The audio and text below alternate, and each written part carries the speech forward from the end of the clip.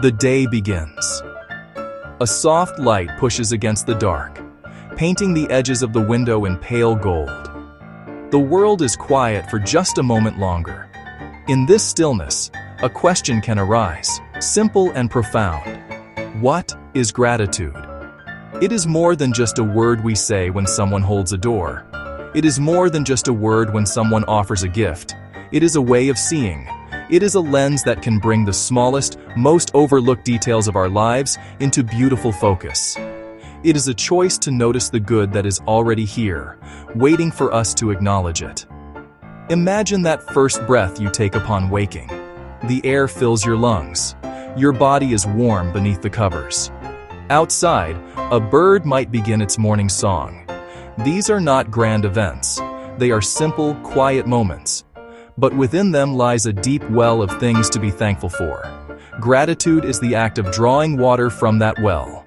It is recognizing the gentle hum of the refrigerator, a sign of food kept safe. It is feeling the familiar comfort of your favorite mug in your hands, steam rising from your morning coffee or tea. It is a habit of the heart, one that begins not with a grand gesture, but with a quiet shift in attention. A day that once seemed gray and ordinary can reveal pockets of unexpected light. That sudden downpour on your way to work? It washes the streets clean, leaving the air smelling of wet earth and renewal. A difficult conversation you were dreading? It might teach you something new about your own strength, or about the person you are speaking with. Gratitude does not erase the challenges of life. It simply makes sure we do not miss the blessings that exist alongside them. This practice does not ask for a perfect life. It does not demand that you ignore your sorrows or your struggles. It only asks for a moment, a single intentional moment to pause and look around, to find one small thing, no matter how insignificant it may seem, and to whisper, "Thank you." It could be the solid feel of the floor beneath your feet, holding you up. It could be the sound of a loved one's breathing in the next room.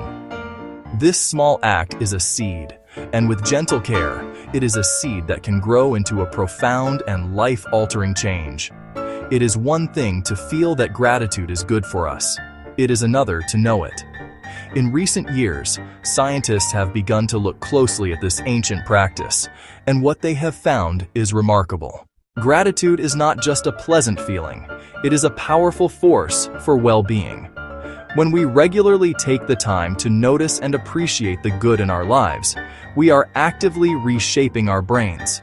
We are training our neural pathways to seek out the positive, making it easier and more automatic to find joy, contentment, connection in our daily experience. The benefits are not just in our heads, they ripple through our entire bodies. Studies show people who practice gratitude can experience improved physical health, lower blood pressure, stronger immune systems, fewer aches and pains. They sleep more soundly and for longer, waking up more refreshed. This is not magic, it's biology, lowering stress and cultivating positive emotions. A thankful heart is often a healthier heart. Consider how our minds are wired. Focus on threats, problems, what is missing. This was a survival mechanism long ago. Today, that negativity bias can trap us in worry. Gratitude is a gentle counterweight. It doesn't deny problems. It highlights what is good, what is working, what we have. It balances the scales for a fuller view of life. So pause to feel the warmth of the sun on your skin. You are doing more than enjoying a pleasant sensation. You are engaging in mental and emotional self-care. Building a habit of gratitude does not require hours of your time. It can be woven into the fabric of your day in as little as 8 minutes. The practice rests on 3 simple, powerful pillars: to pause, to write, to speak. Each one is an action, a concrete step you can take to move gratitude from a vague idea into a living, breathing part of your life. These are your tools, simple and ready to be used. They are the foundation upon which a more thankful life is built, moment by moment. First, pause. This is the quietest and perhaps most important step. Several times throughout your day, simply stop what you are doing for just 30 seconds. Close your eyes if you can. Take one slow, deep breath in, and then let it out. In that small space of stillness, ask yourself, What is one good thing right here, right now? It could be the comfort of your chair. It could be the taste of your water. It could be the silence in the room. Find that one thing, hold it in your mind, and silently say the words, "Thank you." This small ritual anchors you in the present and resets your perspective.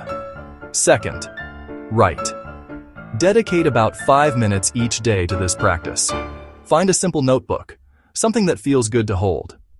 At the end of your day, open it and write down 3 to 5 specific things you are grateful for from the past 24 hours. Or perhaps first thing in the morning.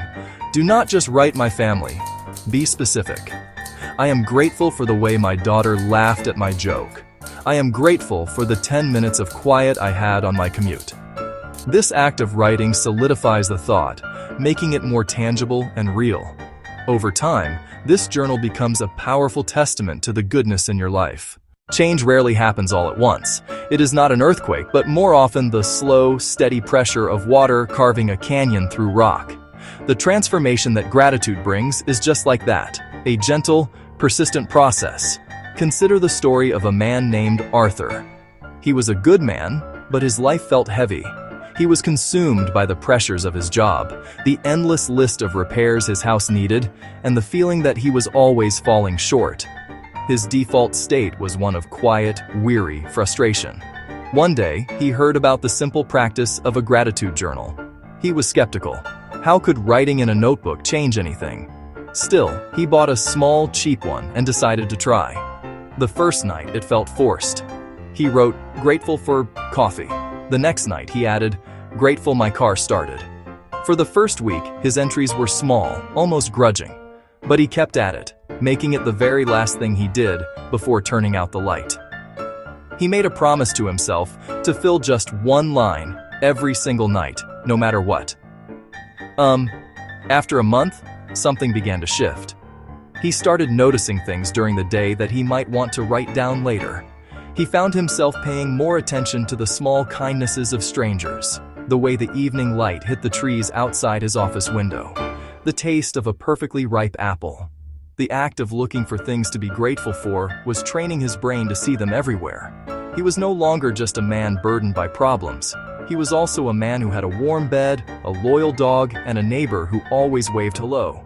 Years passed. Arthur's small habit had grown into an unshakable part of his life. The notebook was no longer a chore, it was a sanctuary. On difficult days, he would read back through old entries and be reminded of the vast tapestry of goodness that had been woven through his life, even in hard times. We live in a world that whispers, and sometimes shouts, that we need more. A better job, a bigger house, a newer car, a more exciting life. We are constantly measuring ourselves against an endless horizon of wants, and this can leave us feeling perpetually dissatisfied, as if we are always lacking. Gratitude offers a powerful antidote to this modern malady. It does not ask us to abandon our dreams or stop striving for growth. Instead, it gently invites us to also recognize the abundance that is already present in our lives. It teaches us the profound and peaceful lesson of enough. When you pause to feel grateful for the meal in front of you, you are not just being polite. You are acknowledging that in this moment, you have nourishment. You have enough. When you feel a surge of thankfulness for the roof over your head, you are grounding yourself in the reality that in this moment, you have shelter. You have enough. This practice shifts the focus from what is missing to what is here. It is the difference between looking at a glass and seeing it as half empty versus seeing it as wonderfully, sufficiently, half full. This shift does not cost a thing, yet it can change the way you experience everything. Finding this sense of enough is deeply restful. It allows the striving part of our minds to take a break. It quiets the constant, nagging voice that says, "If only," and replaces it with the calm, steady voice that says, "Look at all this." It is in this state of peaceful acceptance that we can truly enjoy what we have. A simple walk becomes a feast for the senses. A conversation with a friend becomes a treasure.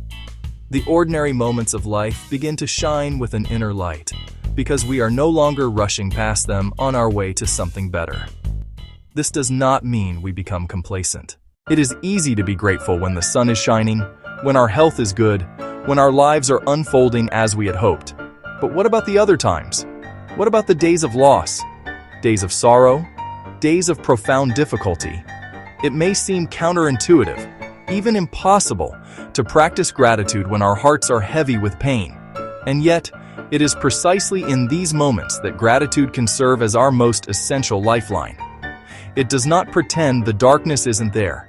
It simply lights a small candle, a single point of light to hold on to. When navigating hardship, gratitude isn't denying pain or forcing a smile. It's broadening your focus just enough to see small graces within the struggle. Perhaps it's the friend who called just to listen. Perhaps it's the unexpected strength you discovered within yourself. Perhaps it's a single, cherished memory that brings a moment of warmth to a cold day. These things don't erase the pain. They coexist with it. They remind us our story isn't only loss. Practicing gratitude during difficulty is an act of profound courage. It's choosing to look for the helper in a crisis. It's acknowledging the lesson learned from a painful mistake. It's finding a reason to thank your body for carrying you through another day, even when it feels tired and worn. This practice prevents sorrow from becoming the only truth. It creates a small, protected space to begin healing and move forward. It provides a place to stand when the ground feels unstable. Think of it as an anchor in a storm. The waves of grief may crash over you, but the anchor of gratitude holds you fast. It keeps you connected to what's still good, true, and possible. Be grateful for the next breath, and then the next. The journey of 1,000 miles, as the saying goes, begins with a single step. The transformation of a life begins with a single, intentional moment. You have heard the stories. You understand the practice. The science supports it. Now, all that is left is to begin. The beauty of this gratitude habit is that it does not require you to wait for a special occasion or a new year. It does not ask you to first become a different person. It invites you to start right where you are, in this very moment. Today. So, here's your invitation. A simple, gentle challenge for right now. You do not need a notebook. You do not need to say a word out loud. Just pause. For the next 10 seconds, stop everything else. Close your eyes. Take one slow breath in and feel the air fill your lungs. Now, as you breathe out, bring to mind one small thing you are genuinely grateful for. It can be the chair supporting you, the light in your room, the fact that you are breathing. Hold that one thing in your mind. That is it. You have just taken the first step. To continue your journey today, build on that first moment. Sometime before you go to sleep, find a piece of paper or open a note on your phone. Write one sentence. Today, I am grateful for, and finish it with the first true thing that comes to mind. Do not overthink it. And finally, speak. Send one message or say one thing to another person. Thank you for listening to me earlier. I'm grateful to have you in my life. Pause, write, speak. These 3 small actions are the entirety of the practice. That is all it takes.